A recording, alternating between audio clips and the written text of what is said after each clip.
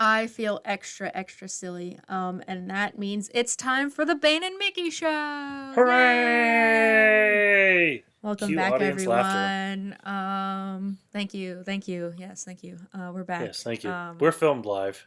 We are Thank you. live studio audience of my dog and Gavin's cat. That's true. We do have an audience today. Stitch is in the Um, crowd. my dog is actually not here. He's at the groomers right now. That son of a bitch getting cleaned up. How dare I he? know. Trying to get rid of some of that, all the fur he's shedding right now. It's like snowing at our house constantly.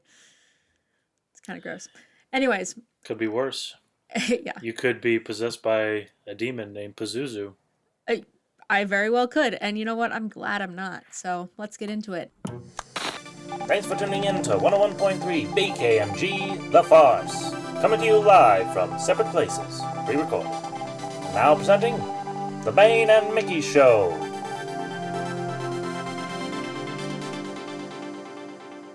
Today we're gonna talk about one of the most classic films, one might say. Ben-Hur. Actually, though, why is Ben-Hur referenced so much in film school? I have literally never seen it once. I've Nor do I have never any seen intention it, to. But a classmate did a presentation on that and the remake when we had to choose to a film that had a remake and then present. When on did them. you have to do that?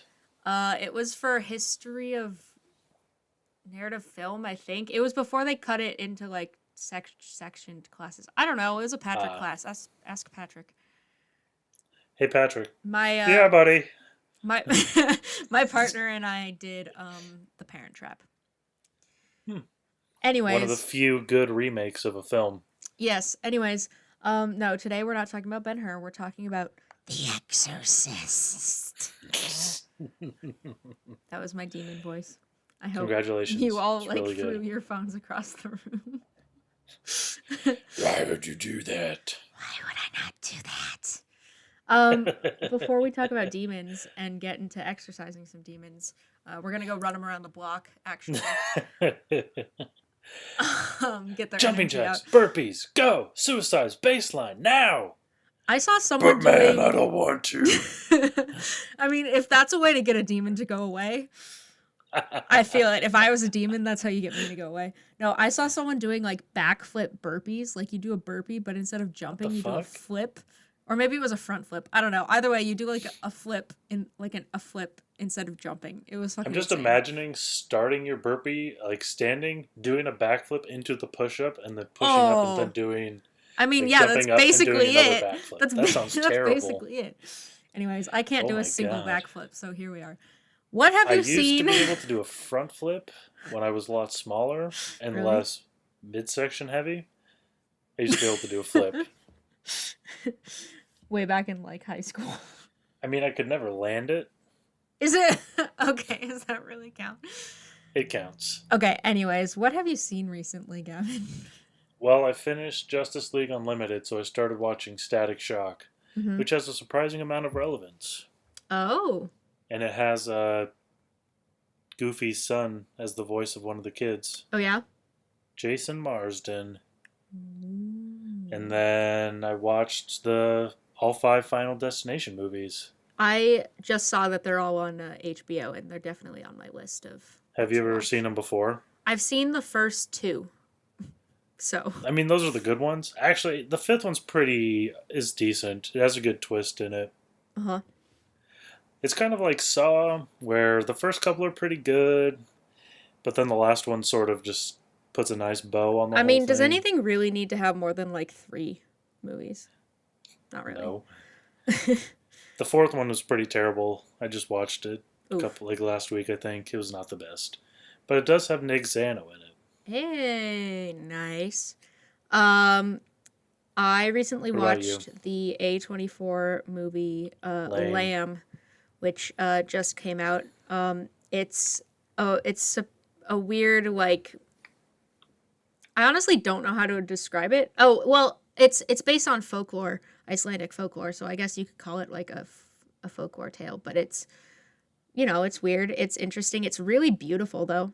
And it's got great performances. So I thought you were about to say it has Greta Gerwig, and I was like, it has Greta No. Gerwig. I'm going right now. Fuck this podcast. no, it has Numi Rapace. Isn't it Repace? Rapace? Naomi Repace? I don't even know. Anyways, she's in it. She does a good job. I also Good job. watched a couple trailers. I saw the Psych 3 This Is Gus trailer, and I Oh my am gosh. so hyped. It looks so good. It's going to be awesome. It's gonna be amazing. I saw the Home Sweet Home Alone trailer, which So looks I remember when fine. that poster came out, Uh-huh. I recognized the kid, but he's not the kid I thought he I was. I didn't know. realize he was JoJo's friend. Yeah, I was like, who from the Jojo fuck is this Rabbit. kid? I had to look it up, but I'm excited because he's a good. I enjoyed him in JoJo, and I think he'll do a good job. Also, the bad guys, I forget their names, but also decent casting. I don't remember the guy's name, but the other one, that's Kimmy Schmidt. Yeah. Fuck, what's her real name? Kimmy Schmidt. That's I was her going real to say name. Aaron, but that's what they call her on That's The Office. that's on The Office. Yeah, that's not even her real name either. Shoot. All you googly it. But did you watch the Scream 5 trailer? I did not watch the Scream 5 trailer, but I did watched watch the Halloween Kills trailer. it. I did not watch that. I will say, though, I'm disappointed because as far as I know, Macaulay Culkin is not in Home Sweet Home Alone. However, Ellie the guy... Kemper. Yes, Sorry. Ellie Kemper. However, the guy that plays Buzz, his older brother, is Yes. in the film and is a cop. We actually get a glimpse of his jacket that says McAllister. And I'm okay with that. So it's kind of ironic that Buzz becomes a cop, but, like, you know, whatever. Like, would I have loved to see Macaulay Culkin in it? And is there a chance he'll make a cameo of some kind? Sure. Actually, you know what? I hope he is. So you know how there's always like the weird neighbor, Oh my or, like, god, the he could weird be person yeah. that's like hanging around Yeah, that the kid doesn't trust initially. I hope please. that's him. Or he can be like the Santa Claus that the kid goes to wish his parents back. Yeah. Actually, you know what else? I didn't realize that Pete Holmes was in the movie too. Yeah. And I'm glad that it's not a remake. They're not just completely doing it. It is kind of just like adding to the series, the Home Alone series. It's sort of like what they did with some of the later ones. I think after like the third one, it stopped being Kevin McAllister. And not the same robbers either. No, well, I think the third one has different robbers in it also. Oh. It's just a new kid playing Kevin McAllister who looks like Coconut Head, but nothing like Macaulay Culkin. Yeah. So it doesn't make any sense. Yeah. But that's okay. I did watch the Scream 5 trailer. Historically, I don't really like the Scream movies, but I did have Jack Quaid in it, who I do like. Yeah. And I was curious what they were going to be doing for this. So I checked it out. It was interesting. Yeah. I probably won't watch it. If But not anything, I'll because watch of it like when that. it comes on DVD or something. Eh. Oh, you know what? I watched like half of the trailer without audio because it was just playing like on the side of a thing, and I was like, I saw a couple glimpses, and I was like, oh, they're making another one. But no, I did not watch it all the way through. But on to today, something to really scream about, one might say. What an excellent day for an exorcism. The Exorcist, 1973. Oh, did you watch Classic No Time to possession. I have not watched it Die? yet. Unrelated. I am planning to see it. And Well, Dune, I hope it meets all of your and expectations. The French Dispatch. And And Halloween Kills. back to The Exorcist. Okay, back to The Exorcist. I don't think I've watched this since college when in writing for screen genre or whatever that class was called. Honestly, I don't know what half the titles of the classes were. They were so weirdly named. But a screenwriting genre class, we had to read the Exorcist script, and then we were supposed to watch the movies of the scripts that we read. And I Well, this is did watch my- the movies. I don't know how many people in the class did. But that was I the last did time I not. watched it. Clearly, Sorry. because you said you'd never seen this before. And I was like, Sorry, Gavin, you Melissa. took this class, didn't you? And you know what? I'll also confess, I didn't read it either. Oh my god. I did not read, nor did I watch the film. Pretty sure Melissa, like, fairly regularly listens to this podcast. Hi, Melissa. Sorry that Gavin sucks at being a student. Melissa, if you are listening and you're hearing this, I feel like we have established by now that I was a below average student. And I feel like we both know that I didn't read or do any work, but still participated more than anybody in the class. Hey, at least you So got give me your some piece of credit. paper. That's all that matters, right? You gave me just good enough grades, and I appreciate you for that. Anyways, yeah, that was the last time I watched this movie, and for whatever reason, all I remember is the conversation about rats, and they're like, "Rats? We have no rats." No, I just heard them. Like, I don't know why that's what I remembered from this movie. Because it's a very random conversation that doesn't really have any place. Yeah. Well, yeah, it comes up like again, like once or twice, but It's very wild. you said you watched the extended director's cut. Yes. Is It this- was about 10 minutes longer, I think. Is this just what you own, or like where did you? It's just what I owned. It was in my DVD case, and I noticed on the top it said director's cut, and I said, "Oh my god!" Do you know what? But that's where the iconic stairway scene comes from, because apparently it wasn't in the other cuts. Wait, really? I've only watched the extended cut. Are you sure? How long was the movie you watched? 2 hours and 2 minutes, or 2 hours and 12 minutes? Dude, I don't fucking know. Well, because I was reading in the trivia for this on IMDb that they didn't include it initially because it didn't look very good and you could see the strings. Or maybe that was something else. Oh, that makes sense. But then they were able to digitally remove it. Oh, I guess I did watch it because I watched the sequence where she's at the doctor and they're testing her. And then what does the other scene say? And then Father Karras listening to a tape recording. Oh, yeah, I've only watched the extended version. I don't know if you can really find the unextended version anymore. I wonder if you could. I'd be curious to watch it. Yeah. I don't think it would be any better. But it'd still be interesting. Like, I like the scene where he's listening to the tape recording. I think it's kind of like, I don't know if intimate's the right word, but like. It's a very interesting movie because it wasn't exactly how I expected it, but I feel like it sort of logically tracks in the way that these events probably would. Like your kid's acting weird, you would maybe take him to the doctor a few times, and then you're sort of just your last resort option is let's get him an exorcism. Like none of the doctors know what's going on, and you've gone to like every single one you know of. But yeah, it does start off really weird with the whole archaeological dig thing that like doesn't really come up. Well, the priest comes back. That's the priest that like it okays the exorcism, but like. No, it wasn't. It was the one who does the exorcism. Well, yeah, but he's the one that like Karras goes to be like, "Can we do an exorcism?" And he's like, "Yeah." No, it was a different person. Okay, You're thinking there are two different people. Oh, because he went to the Pope. He went to like their Pope in their area or something like that. Okay. To get permission. But and then they brought in Marin. But yeah, you have the whole archaeological site, and so you're like, so it's like, why do we need this if it's not really relevant? Because you can assume the demon comes out when she starts playing Ouija. Well, the only thing that makes that like comes back is he flashes back to that statue with the snake penis. But that's it. Yeah. And then it comes up when they're talking about him, and they're like, "Oh yes, he's in Iraq or Israel, and he's doing the." They said Iraq, but like he's in Iraq and he just got back. That's basically all that happens. So, who knows? And then the theme song is eerily similar to Halloween, which Halloween came out 5 years later. So, who's stealing it? Actually, who did the sound for this? I mean, I don't really know the timeline of things. Like, I was watching it, and they kept making all these other boxer comparisons. Like, he just looks exactly like Rocky. Right? I was like, what? But then I realized that Rocky came later, so I was like, all right, I forgive you. Well, but Rocky... But also, he looks like Rocky. Because they definitely name... I don't know boxers, so... Pretty sure Rocky is Stallone's own creation. Okay.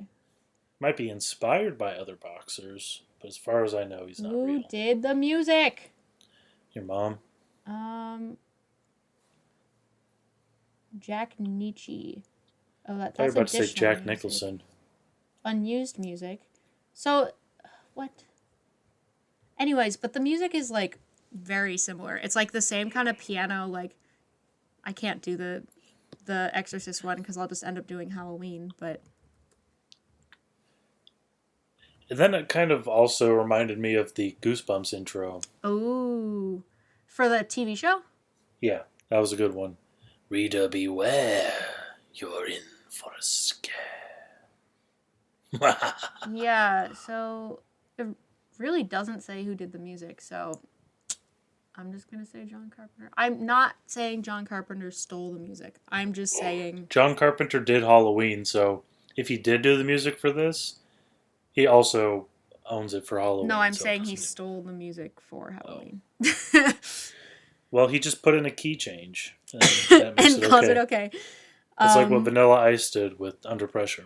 Yeah, He exactly. took a really awesome song and ruined it. Okay.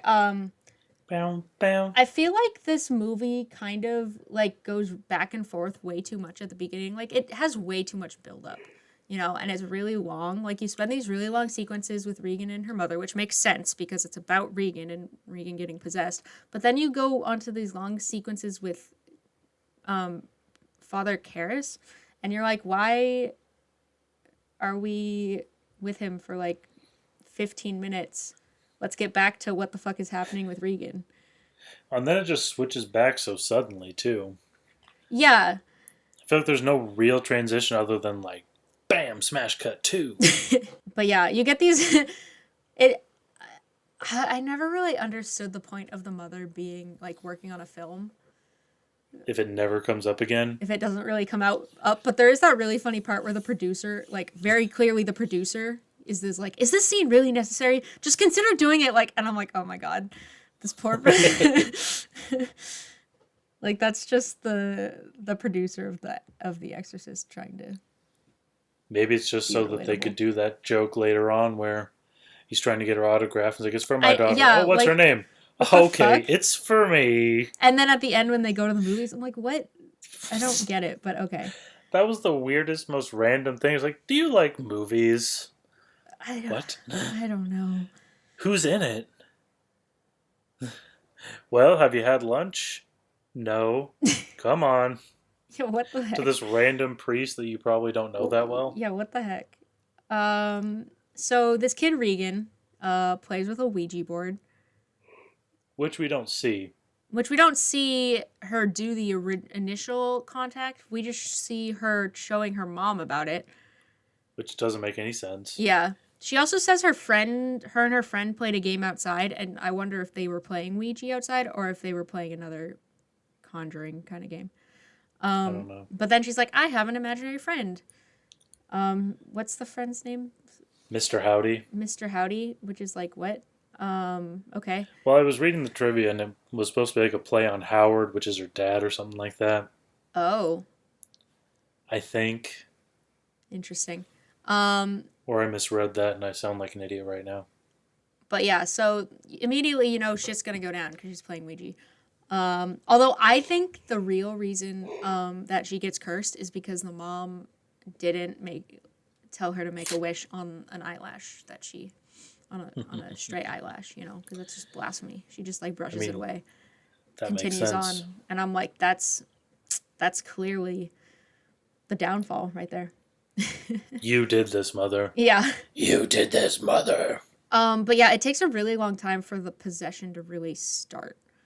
Like the first I feel like the time, possession after the Ouija board, I feel like it comes in pretty quick. It's just more gradual. You have all the creepy stuff, but I feel like Regan, it's not really apparent that Regan is possessed. It's just like, oh, she couldn't sleep and now the bed's doing weird things and there's noises in the attic. It's like not until the Christmas party, that they're like, this is weird. Well, I feel like before that, when they go to the doctor the first time and he's like, does she ever swear? Oh, yeah. It's like, well, she let out quite a string. They're basically, and the doctor is basically diagnosing her with ADHD, but apparently they called it hyperkinetic activity up until 1980. I looked this up because I was like, disorder of the nerves? What the fuck is that? Like she's just nervous or what? But yeah, but that's basically what he was diagnosing her with. And I'm like, what? This is not, I mean, okay, whatever. I thought it was really funny, though, when he prescribing Ritalin, and he's talking about how it might be like a psychological thing. He's like, so should we take her to a therapist? Oh, no. He's like, Oh, no, in the no. meantime, try not to worry. And the mom is just like, oh. Don't worry. Got it. Great one, Mr. Therapist. Yeah, it's like, oh, okay. But, I mean, that's Way to just therapize, brother. the epitome of doctors in the 60s through 90s before they even really diagnosed anything properly. Actually, I would say until the 2010s, to be honest.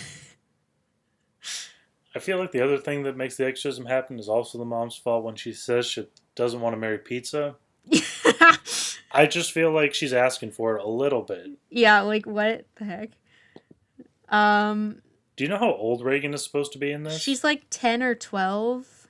They say it at one of the doctors at one point. I just don't remember. I think it's 12. She just seems really tall. Maybe it's just because I'm used to horror movie children being like small. 8 and very small. But Yeah. she just seemed very tall. I also like Yeah, the she classic seems setup from Karras when he says, I think I've lost my faith, Tom. Mm-hmm. It's a classic setup.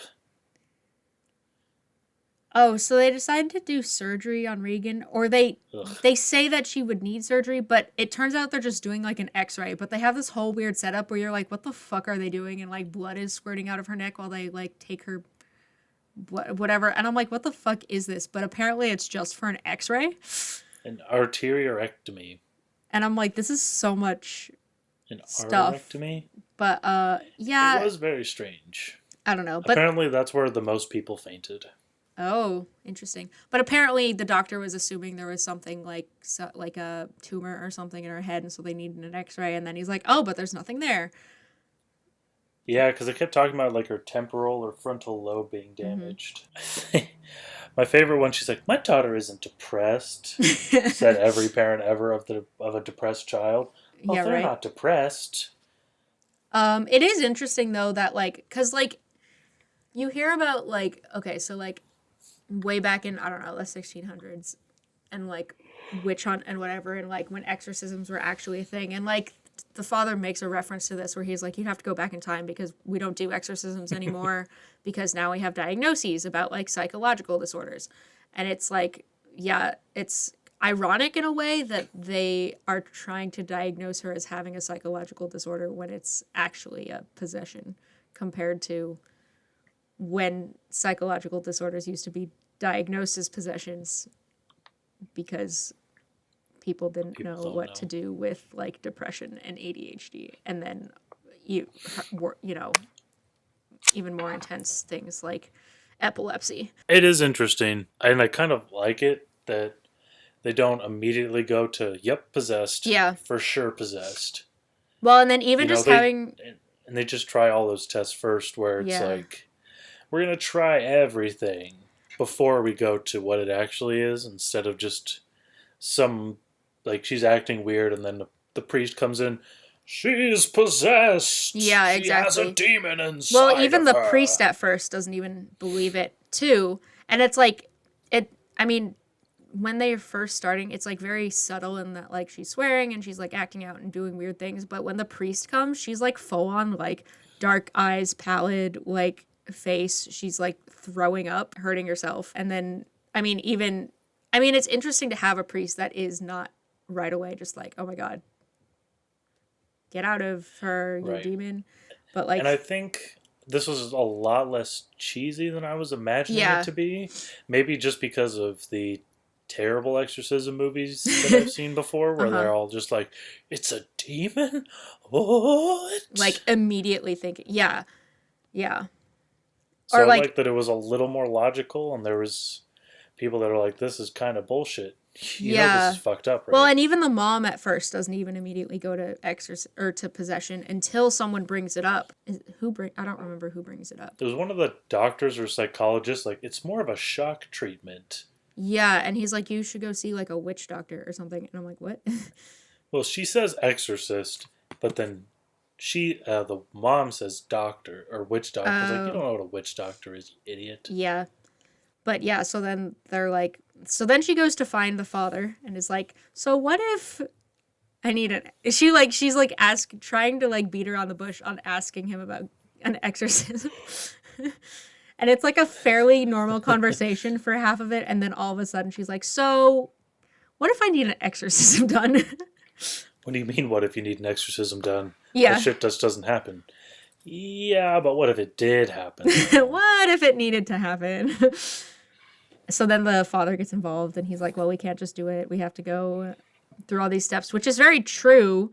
Like, and this happens in what was the movie I watched with Jeffrey Dean Morgan? That's from this last year. I talked about it. But they kind of go through the same steps. Like, they have to get permission from, like, the Pope and, like, all this, like, stuff. Yeah, you have to get church permission to perform an exorcism. But then they also have to, like, you have to have 3, it has to meet, like, 3 rules of possession to, like, allow it. Oh, The Unholy is the movie I'm thinking of. But yeah, you have to have, like, 3 criteria, yeah. And then the Pope will be like, yes, okay, go do the exorcism. Yes, my child. So I don't know. It's kind of away. interesting that they do that even in, I don't know, the 70s. I feel like it's a pretty decent film for the era and the age. In terms of I feel like it holds up actually pretty well overall. Yeah. Like it was actually not as bad as I was expecting. I would say the only qualm I have about the film overall is that it just takes a really long time to get to the possession stuff. Like, right. I feel like it fine. Maybe needs to be like, I don't know. Like it could easily be an shorter. hour and a half, yeah. But it's fine. Like, yeah, I mean the film itself is fine. The practical effects are like pretty decent, at least on Regan. That sounds like a cat. No, it's a stupid baby. You heard that? Yeah, I heard that. But like at least on Regan, when as the movie progresses, the effects are pretty decent on her. Mm-hmm. Like her face and stuff, and like she looks pretty fucked up. So a lot of the special effects and practicals kind of reminded me of Nightmare on Elm Street. Oh, yeah. Which I think came out after this, but I mean, I think it did. Yeah, like this was kind of the early start of all of those like classic horror films. Like this is the early 70s, and when did The Omen come out? The Omen even came out after this. Like Nightmare came out in 1984. Yeah. Halloween didn't come out till 78. Like The Exorcist kind of started off this era of horror. Which is interesting. And it's also hard, like we've talked about a lot of times, but going back and watching this, like, you know how we're saying the theme song sounds like Halloween and Goosebumps, but it came before that. So really, Halloween sounds like this. Yeah. Or Nightmare on Elm Street is like this, not the other way around. Yeah, I mean, and like when the film came out, people were actually like terrified. They got really sick. And like disturbed and like scared about getting possessed, which is fair. Like you didn't really have movies like this. I was reading this story about Ellen Burstyn who went to a screening and this lady was about to faint, so she like kind of followed her out. She did faint. She was trying to revive her. Realized partway through reviving she probably should not do that because she didn't want the woman to freak out and think she was in some sort of Twilight Zone deal because she's, you know, really there and she just watched her in the movie. So yeah. She calls some other woman over and is like, hey, can you help her out? I mean, there's not a ton to say about the film other than it's like, I mean, it's pretty intense, especially the second half of it. Not anything more intense than like you'd see nowadays. Like it's not up to par with like Saw in terms of intensity or even like no. But I mean, putting it into perspective back then, yeah, this would basically be Saw now. Oh yeah. I mean, because it's very violent, and while you don't really see too much of the gore in motion, it's mostly like afterwards, kind of, or just like blood, like off to the side, off to the side, blood or splatter or whatever. Tell us some of these stats you found. Stats. Yeah. Oh yeah. So when I was looking through some of the trivia, so you know, it didn't make. I mean, it made a lot of money, Mm-hmm. but if you adjust it to today's standards, it's the ninth highest grossing movie of all time, and the highest rated or highest grossing R-rated movie of all time, adjusted for inflation. Wow, that's impressive. Yeah. Trying to find the actual number for it. 232 million. Dang. Lifetime gross adjusted for inflation. Wow. I'm going to see if I can pull up the full list. Gone with the Wind, I already knew was the highest. 1.8 billion. That's almost 50 years too. Mm-hmm. Star Wars New Hope actually is number 2. 1.6 billion. Wow. Oh, I'm sorry. Exorcist is adjusted is 1 billion. Oh, damn. My bad. In 2 years, we will be celebrating the 50th anniversary of this film. Sound of Music is actually number 3 at 1.3 billion. I believe it. E.T. 1.29 billion. Titanic 1.24. Jaws is on here at number 7 at 1.17. None of these movies surprise me, though. Number 10, 999 million or 997 million is Snow White. The original one the from 1937. Huh. Interesting. The Exorcist also won an Oscar for Best Sound and for Adapted Screenplay. Is it adapted from a book? Yes, and the guy who wrote the movie actually wrote the book, too. Wow, I love it when they do that. It was also nominated for Best Picture, Best Actor and Actress, Best Supporting Actress, Best Director, Best Cinematography, Best Editing, and Best Set Deck. So, nice. Which is, I feel like, for this, I mean, I don't know what else was running in the 70s, what else was nominated, but I feel like horror movies don't get nominated that often. Like, we had Get Out nominated a few years back, obviously, and then Us, I think, was nominated, but didn't win anything. But, like, very, very rarely do you have horror movies nominated just because people don't want to, because they're scared because of gore and stuff. And it's like, okay, well, it's a good movie, so recognize it. Fuck you. Interesting. What's interesting? Well, I found a different list of highest grossing movies adjusted for inflation. Oh. And it is much different numbers. You cannot trust anyone. I mean, Gone with the Wind is still on the top. Oh, but this one says 3.7 million. 3.7 billion. Damn. I mean... And it seems, unless they were just talking about American box office, and this is... Oh, like global?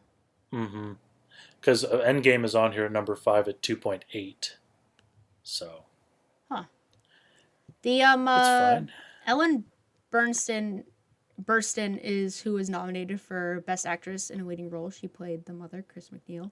The Best Actor in a Supporting Role was Jason Miller, who played Father Karras. And Best Actress in a Supporting Role was Linda Blair, who played Regan. There's actually an interesting story behind that. So the voice of the demon, whose name I forgot to write down, but she originally didn't want any credit. But then after it came out, she said, I want credit now. Probably realized how much her voice is actually used. Part of the thing was, Mercedes McCambridge, that was her name. But she did the voice of the demon. So she pretty much like blasted Linda Blair. And since she had already been nominated, they couldn't unnominate her for the award. But that's probably why she lost, is because of McCambridge. And also a lot of other people at the time were protesting Exorcist as a Best Picture winner. And that's probably why it didn't win. Yeah, I mean, that's fair. That is like a hard to figure out who should get the nomination. And I mean, I kind of see her point to being like the voice. And that might have been part of why they picked her, but also Linda Blair did a lot of that work. So yeah. And why do you get all the credit then for doing the demon voice? Exactly. Did you know that Linda Blair was actually in Scream as the What? obnoxious reporter? She's uncredited. Oh, But it's on her IMDb. she's also in a Supernatural episode. Did you ever watch the sequel? Oh, I guess No. not if you haven't seen the first God, one. no. I never watched the sequel. That would be funny. I've seen every Exorcist, not the first one though. Yeah, I haven't watched it though, so I guess I can't comment on it. So the it's really funny at the end. The credit music is like really upbeat and like and I'm like, what? And then it goes back into its like theme like music, the piano like do do do do do do do do do do. Maybe they just wanted to end happy to make people less. Yeah, like they try to at give ease. it like a happy ending, like the family more at leaves the ease. house and whatever. She leaves with, instead of Linda Blair, she leaves with a young Corey Haim. I was actually gonna say it looks like Macaulay Culkin in that hat, but Fair enough. Can't argue with that too much. but yeah, or I guess Kevin McAllister more specifically. Yeah, my only real rant about the film is that it's really slow and it takes like an hour and a little bit to get to real possession stuff, but you know, it's fine. I think That's fair. I also find like Father Karras's arc a little more interesting than Regan's arc. A little bit. But it's also interesting that we get some backstory on him instead of him just coming in at the end and being like, okay, time to exorcise the demon out of your child. It's like, oh, we actually care about him. I feel like it almost would have been And- better if it focused more on Father Karras. Yeah. Because I feel like he's a much more interesting character than He is. either of them. And we get And all of they're that more backstory. the background. Yeah, and they're more the background of his story than they are at the forefront of their own. Exactly. And like yeah. we needed a lot of that backstory for sure.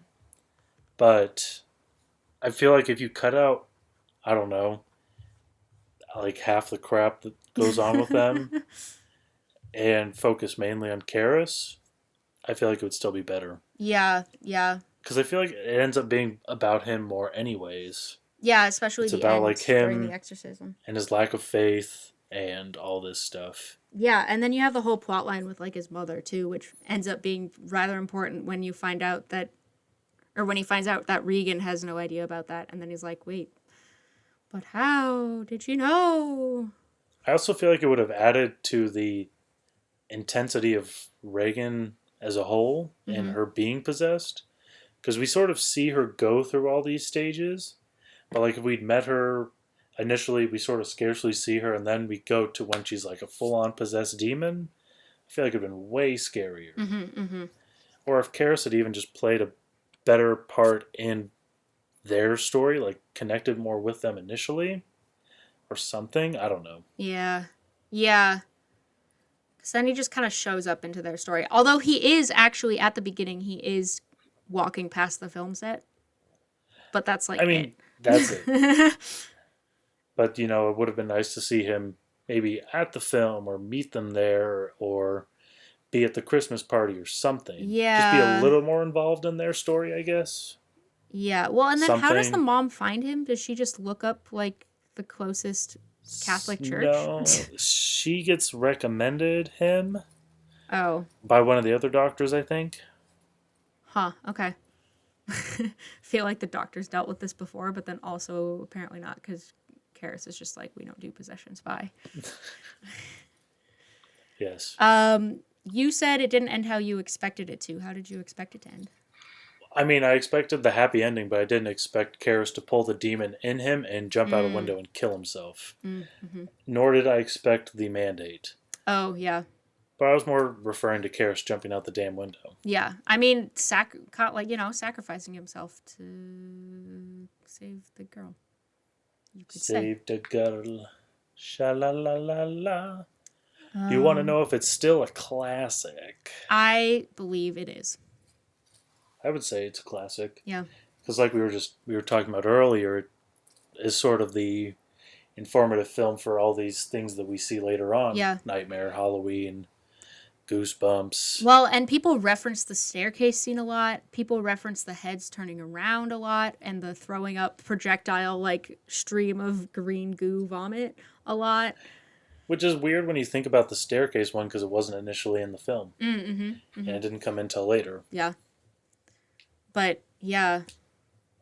I think it's a pretty classic. But again, I think it's something that people don't watch too much, especially like in the newer generations. Like, people don't really watch old classic horror films. I feel like this is one that holds up well enough that it actually warrants still watching. Oh, for sure, for sure. This is also supposed to have been a fairly haunted set. Yep. Word is. One of the guys died pretty soon after. The set used as the house burned down. Nice. Apparently the only part untouched by flames was the room used for the exorcism scenes. Huh. That's creepy. That is spooky. There's also like some weird story. There was a weird story. Was it a never-ending story? My bad. My apologies. To everyone listening with ears. You said The Conjuring is close? I would say The Conjuring is close in terms of like what was I talking about? Sort of recreating it or being a classic also? Like being a classic, kind of. Like I feel like The Conjuring is kind of like considered a classic for like the new generation. How old is The Conjuring? 2013. It's working on being 10 years old already? What the hell? Wow. That's fucked up. Also a James Wan movie. Ayo. Oh, Ron Livingston's in this. I didn't know that. Joey King. God damn. Well, that's interesting. Did you find the story? But it is based on a true story about the exorcism of a boy. Which is what the... But, yeah. Oh, yeah, I was reading about that. Have you ever read the book? No. Neither have I. It seems like a lot. I haven't seen the movie. Why would I read the book? I don't know. Maybe you were waiting to see the find- movie until you read the book, and then you only recently read the book. I don't know.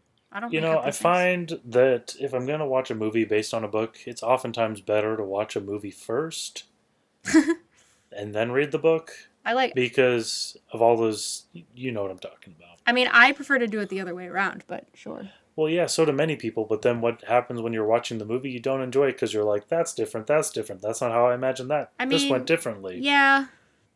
Fair. That's the problem I have, which is Fair. why if I know it's based off a book, I'd rather watch the movie first. But then when you're reading the book for the first time, all you can picture is the movie, and it kind of ruins the book.